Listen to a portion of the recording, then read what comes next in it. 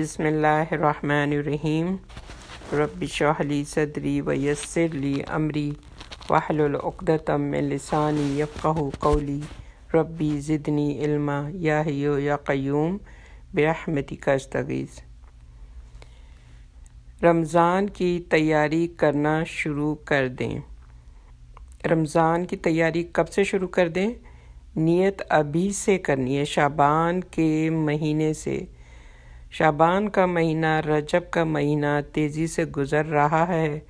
ابو بکر وراق البغی نے کہا، ماہ رجب بوائی کا مہینہ ہے، شعبان بوائی کے لیے آب پاشی کا مہینہ ہے اور رمضان بوائی کی کٹائی کا مہینہ ہے۔ اس پر انہوں نے کہا، ماہ رجب ہوا کی طرح، شعبان بادلوں کی طرح اور رمضان بارش کی طرح۔ ان میں سے کچھ نے کہا، ہر مسلمان کو رمضان کے روزے رکھنے کی نیت کرنی چاہیے اور اس میں نیکیوں کا ارادہ کرنا چاہیے۔ اگر رمضان المبارک کے آنے سے پہلے ہی انسان کی موت واقع ہو جائے تو خدا اسے اس کی نیت کے مطابق اجر دے گا۔ خدا ہم سب کو رمضان کا مہینہ نصیب فرمائے۔ اللہم بلغنا رمضان۔ اور اس میں روزہ رکھنے، نماز ادا کرنے، نیکیاں کرنے اور برائیوں کو اللہ تعالیٰ ہمیں ترک کرنے میں ہماری مدد فرمائے۔ جو ہمارے اندر برائیاں ہیں وہ ہمیں ختم کر سکیں، ہم اپنی برائیاں اپنی اصلاح کر سکیں، اپنی برائیاں ختم کر سکیں، ترک کر سکیں اور نیکیوں میں اللہ ہماری برکت عطا فرمائے۔ رمضان کی تیاری ابھی سے ہو جائے گی شعبان کے مہینے میں تو ہمارے رمضان انشاءاللہ بہت خاص رمضان ہوں گے، جو کہ اس سے پہلے کبھی ایسے رمضان نہیں گزرے ہوں گے۔ اس میں یہ کہ رمضان المبارک سے ہم بھرپور فائدہ اٹھانے کے لیے ضروری ہے کہ پہلے سے اس کی تیاری کی جائے۔ حضور اکرم صلی اللہ علیہ وآلہ وسلم رمضان کے بعد سب سے زیادہ روزے ماہ شعبان میں رکھا کرتے تھے، اس لیے ہمیں بھی شعبان میں زیادہ سے زیادہ روزے رکھنے چاہیے۔ کچھ ائمہ کا کہنا ہے کہ شعبان کی 15 تک روزے رکھیں، پھر 15 دن اپنی جو طاقت ہے، اپنی جو انرجی ہے، اس کو آپ رمضان کے لیے بچا کر رکھیں کہ تاکہ پھر رمضان میں آپ اچھی طرح سے روزے رکھ سکیں اور عبادت کر سکیں۔ یعنی کہ شعبان کے 15 تاریخ تک 15 تک آپ روزے رکھیں اور پھر 15 دن آپ ریسٹ کریں، آرام کریں، تاکہ آپ کے اندر اتنی انرجی آ جائے، اتنی طاقت آ جائے کہ پھر رمضان کے آپ پورے مہینے کے روزے بہترین طریقے سے رکھ سکیں انشاءاللہ۔ پھر یہ کہ تلاوت قرآن پاک زیادہ سے زیادہ قرآن جو ہے وقت قرآن کے ساتھ گزارنے کی نیت کریں اور اس کی تیاری کریں، اس کے ترجمے پر، اس کی آیات پر غور و فکر کرنا اور یہ نیت کریں کہ دورہ قرآن میں کروں گی، دورہ قرآن جو ہے میں رمضان میں کروں گی۔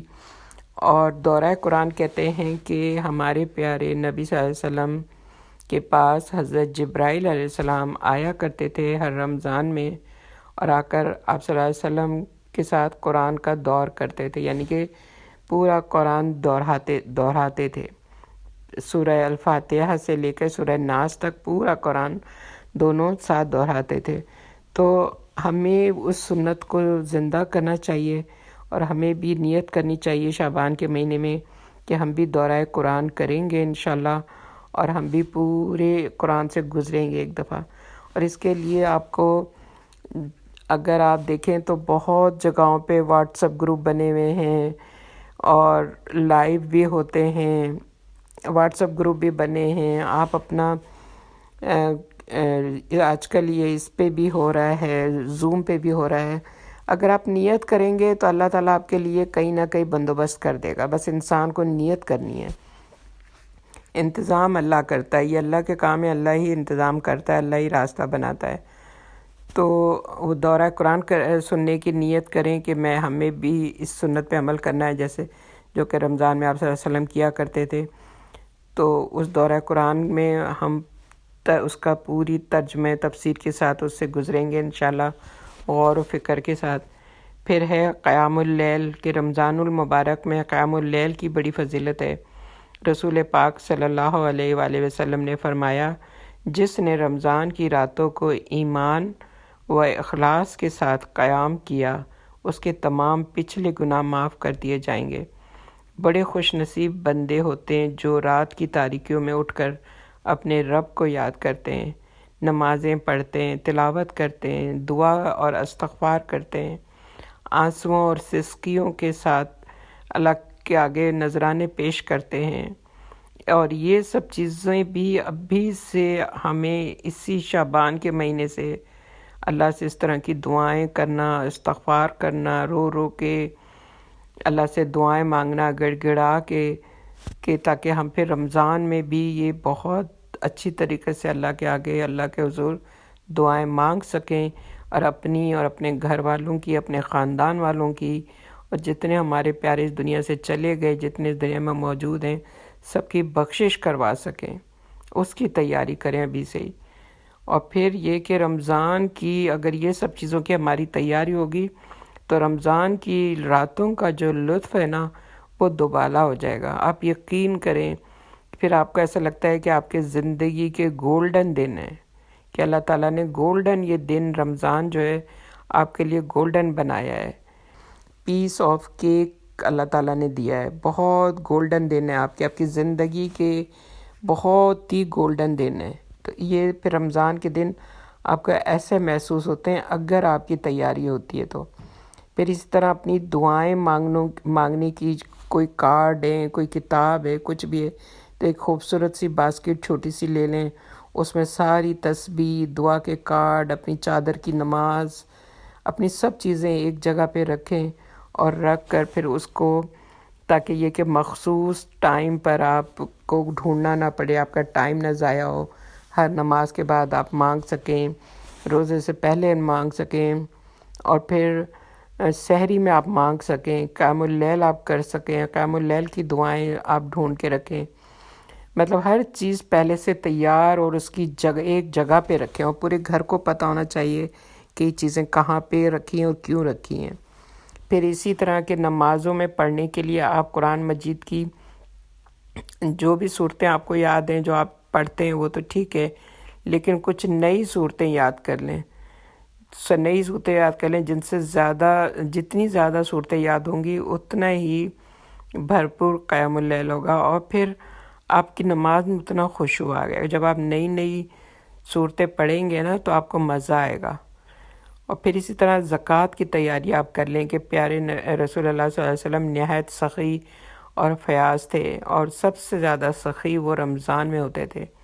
رمضان المبارک میں اللہ کی راہ میں خرچ کرنے اور غریبوں کی مدد کرنے کی بڑی فضیلت ہے۔ اپنی لسٹ بنا لیں کہ کس کس کو کیا کیا دینا ہے، ہر روز کچھ نہ کچھ صدقہ کریں۔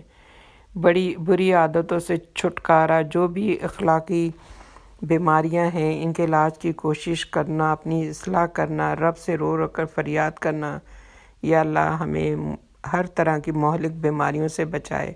اللہ تعالیٰ مجھے بھی اور آپ سب کو ہمیں رمضان نصیب فرمائے، اور ایسے رمضان کہ جو قبولیت والے ہوں، جو اللہ قبول کرے ہماری ہر چیز۔ اور جب بھی آپ کسی کو زکوٰۃ دیں، صدقہ دیں، خیرات دیں، تو بہت اچھے سے لفافے بنا کے رکھ لیں، بہت خوبصورت، اور اس میں جو نوٹ ڈالیں اس کے اوپر تھوڑا سا عطر ضرور لگائیں، کیونکہ آپ یہ سوچیں کہ یہ آپ اللہ کے نام پر دے رہے ہیں۔ اسی طرح اگر آپ کپڑے اپنے دیتے ہیں تو دھو کے، استری کر کے، ان میں عطر لگا کے اچھی طرح کر کے دیں، تاکہ جس کو دیں تو اس کا دل خوش ہو جائے، اور پھر اللہ کے نام پہ دے رہے ہیں تو اللہ خوش ہو جائے کہ یہ بندے میرے نام پہ اتنا اہتمام کر کے دے رہے ہیں۔ بہت عزت کے ساتھ، بہت ادب کے ساتھ دیں۔ جزاکم اللہ خیراً کثیرا۔ آپ اس پہ عمل کریے گا تو آپ دیکھیے گا کہ آپ کو خود کتنا اچھا فیل ہوگا، آپ کو خود کتنا سکون ملے گا، خود کتنی خوشی ملے گی۔ ہم کہتے ہیں نا کہ ہمیں خوشی نہیں ہے، ہم خوش نہیں ہیں، ہمیں سکون نہیں ہے، بے چین ہیں۔ ہم اگر دوسروں کو خوش کریں گے، اللہ کو خوش کریں گے، انسانوں کو خوش کرنے کے کام کریں گے، تو اللہ تعالیٰ ہمیں خود ہی مطمئن کر دے گا، ہمیں خود ہی خوشی دے گا، اور خود ہی ہمیں سکون آ جائے گا انشاءاللہ تعالیٰ۔ وآخر الدعوانا ان الحمد للہ رب العالمین۔ السلام علیکم ورحمۃ اللہ وبرکاتہ۔